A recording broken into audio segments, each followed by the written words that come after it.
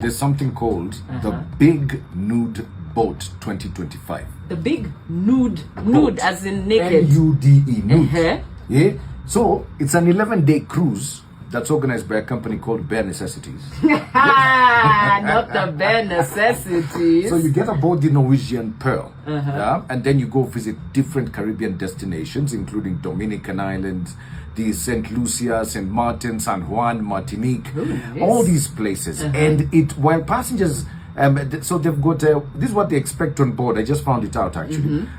There's what's called nudist etiquette. So while passengers, you can be nude on the boat, like you're allowed to walk stark naked. Okay. Everything over. But in certain areas, you're required to wear, clothing. For example, in indoor dining rooms, guests also must place a towel down before sitting in public spaces so that you maintain hygiene. Because this was going to be my first question.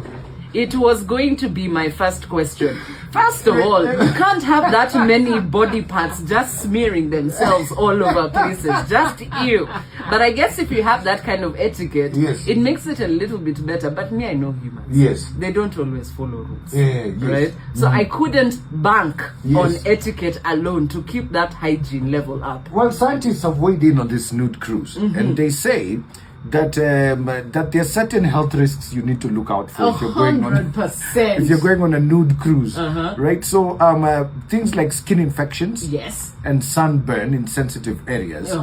Plus, there's they found out there's no increased risk of spreading illnesses like norovirus through direct body contact. But the most important is skin infections and sunburns. Yeah, because you're just gallivanting around, all people seeing. Me, I feel like you could even spread like H. pylori. Me, there's nah.